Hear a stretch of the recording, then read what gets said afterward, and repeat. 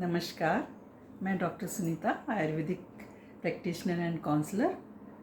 तो हमारी जैसे 3 की गिनती की वो चल रहा है, उसमें क्रम में हमने कल त्रिफले के बारे में बात की, त्रिफले के गुणों के बारे में बताया।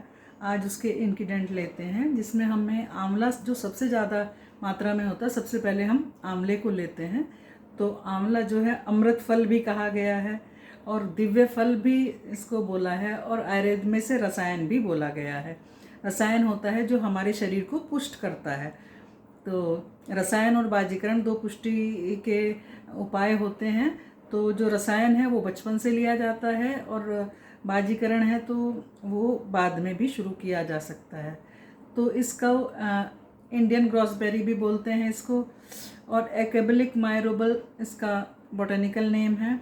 इसकी उत्पत्ति के विषय में एक कहानी है, वो भी आपको मैं बताती हूँ। क्षीर सागर में जब समुद्र मंथन के समय जब अमृत कलश निकला था और देवताओं में और असुरों में जो चीना झपटी हुई, उसकी वजह से कुछ बूंदें अमृत की क्षीर सागर में गिर गई। वहीं पर ही आंवले के वृक्ष की उत्पत्ति ऐसे ही बताई गई है कि इस तरह से आंवला उत्पन्न हुआ। और जो इसका जो वीर्य होता है, शीत वीर्य होता है, विपाक इसका मधुर होता है और डाइजेस्टिव सिस्टम को ये बढ़ाता है। सबसे अच्छा डाइजेशन के लिए बहुत अच्छा है आंवला। और आंवले के जो कुछ औषध प्रयोग हैं वो मैं आपको बताती हूँ।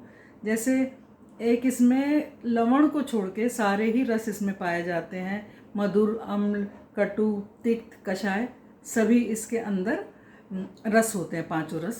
एक लवण रस इसमें नहीं होता। जब हम आंवले का रस पीते हैं फ्रेश, अगर आपने निकाल के पिया हो तो बाद में या आंवला खाने के बाद में भी मुंह मीठा मीठा हो जाता है। तो मधुर इसका वो है गुण। यह जो है ये रुक्ष और कसैला भी होता है और ये पित्त को सबसे ज़्यादा संतुलित करता है।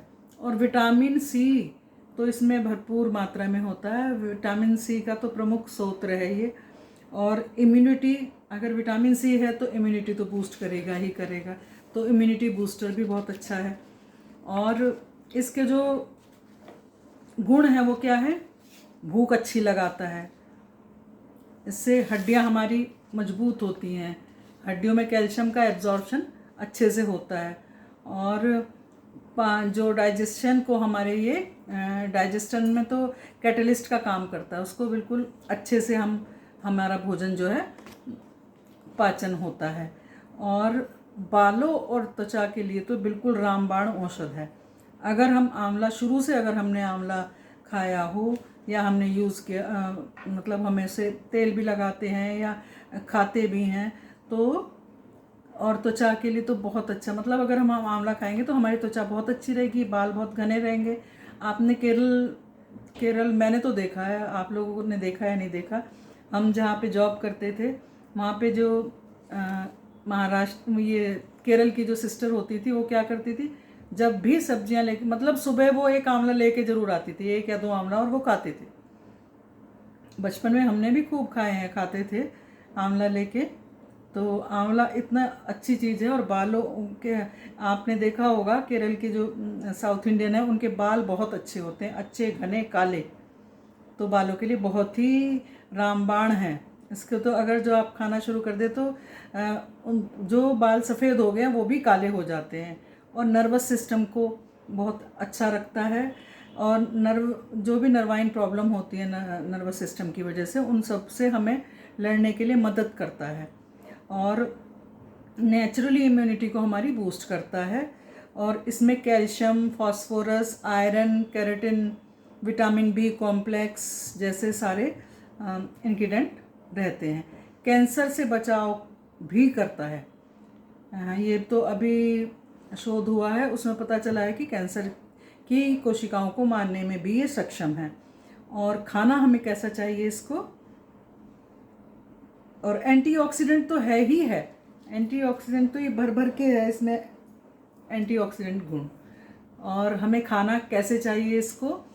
ज़्यादातर प्रेफर किया है सुबह खाली पेट खाली पेट आप इसे आंवले के चूर्ण को भी ले सकते हैं।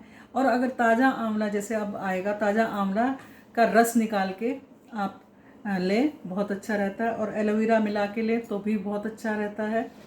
और अगर आप इसको लेकिन जब भी लें पानी मिला के लें।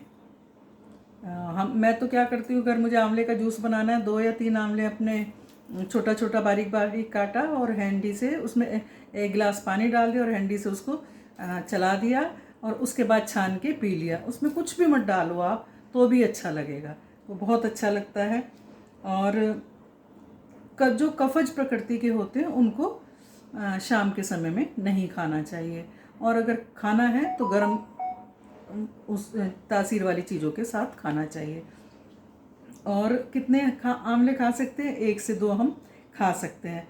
रस निकालते जो है वो 20 या 30 ml निकाल के, और हम जितना मान लिया जितना हमने उसमें पानी डाला वो सारा हम पानी पी सकते हैं। मान लिया 2-3 आंवले, हमने 2 आंवले पीसे, उसको फिर हम उसमें पानी में डाल के मिला के, फिर बिना पानी के तो अच्छे से वो भी नहीं होता है, घुलता नहीं है। तो फिर हम ज़्यादा पानी, क्योंकि वो जब हम इसको चलाते हैं तो एकदम बहुत ज़्यादा थिक हो जाता है, तो पानी डाल के ही उसे पीसें तो फिर उसे पिएं तो बहुत अच्छा रहेगा। और जो आंवले का चूर्ण लेंगे वो गुनगुने पानी में लें। गुनगुने पानी के साथ 1 चम्मच आंवले का चूर्ण हम ले सकते हैं। दिन में खाने के बाद भी ले सकते हैं, और हमारे खाने के बाद लेने से ये डाइजेशन में हमारी हेल्प करता है। और बच्चों के लिए, अगर बच्चे भी हमारे खाएं, वैसे तो आंवला वो लेंगे नहीं, या तो हम जूस में उन्हें देंगे या अचार बना के दे सकते हैं, या फिर आंवले की कैंडी आजकल आ रही है और बना भी सकते हैं हम घर पे भी, तो वो हम कैंडी के रूप में दे सकते हैं और बच्चे बड़े खुश होके खाएंगे। और अगर हमें अपने घर आप ही तेल बनाना है, आंवले का तेल भी हम बना सकते हैं। आंवले को घिस के उसकी लुगदी, मतलब अगर घिस लिया हमने उसको बीज निकाल कर, और उसको हमने तिल के तेल में पका के जब तक वो पिट्ठी बन जाती है, एक उस पिट्ठी को पूरी ख़त्म हो जाए, उसमें जल जाए, जैसे घी बनाते हैं इस तरह से बिल्कुल हो जाए, और फिर उसे छान के हम रख लें और वो यूज़ करें तो बहुत ही फ़ायदेमंद होता है बालों के लिए। और जो ये है इम्यूनिटी के लिए हमें क्या करें, इसको एलोवेरा के साथ लें, तुलसी के रस के साथ ले सकते हैं, शहद, हल्दी, आंवला, और ये सब हम मिला के एलर्जिक जैसे डिजीज़ होती है उसमें भी बहुत अच्छा काम करता है। और वात में मधुर और शीतवीर्य होने से वात को शांत करता है, और शीतवीर्य होने से मधुर विपाक है इसका, तो पित्त जो तीक्ष्ण होता है उसे संतुलित करता है ये। और कफ जो है, शीतवीर्य है इस जिसके कारण से ये कफ को बढ़ा सकता है, क्योंकि कषाय गुण शीतवीर्य होने के कारण कफ को बढ़ा देगा, लेकिन कषाय गुण होने से के कारण ये है उसको कंट्रोल में रखेगा। तो वात पित्त कफ त्रिदोषज है। जो आंवले का जो वो गुण है वो हमें जो लाभ करता है, तीनों दोषों में लाभ करता है। और वात प्रकृति वाले घी और शहद से ले सकते हैं। पित्त प्रकृति वाले उसको बराबर पानी में मिला के लें, धनिया या गुलाब जल के साथ मैंने कई बार दिया है तो बहुत अच्छा काम करता है। सौंठ के साथ या उसके लौंग के चूर्ण के साथ ले सकते हैं, और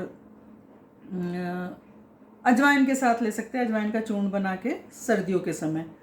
और मेन इसका जो है आंवले का, त्रिफला में तो है ही है, और च्यवनप्राश बनता ही आंवलों से है। आंवला जो है उसमें सबसे ज़्यादा मात्रा आंवले की होती है, आंवले की पिष्टी डलती है। और च्यवनप्राश त्रिदोष नाशक है, हम किसी भी समय किसी भी मौसम में कभी भी खा सकते हैं।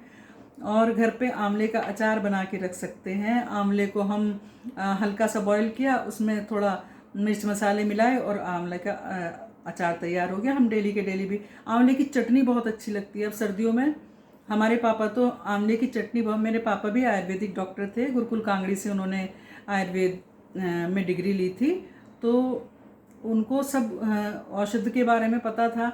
तो वो सर्दियों में हम आंवले को चटनी के रूप में बहुत ज़्यादा इस्तेमाल करते थे, और वैसे भी जब भी आंवला मिलता था उसकी चटनी बनाते थे। तो आंवला हमारी आँखों के लिए, त्वचा के लिए और पूरे शरीर के लिए बहुत ही अच्छा रसायन है। तो इसका उपयोग आप ज़रूर करें। और अब जैसे आंवला आने वाला है तो घर में चटनी भी बनाए, अचार भी बनाए, मुरब्बा बहुत बहुत अच्छा रहता है इसका। मुरब्बा बना के रखें, वो नुकसान नहीं करता है, वो कभी भी हम खा सकते हैं। मुरब्बा बना के रखें।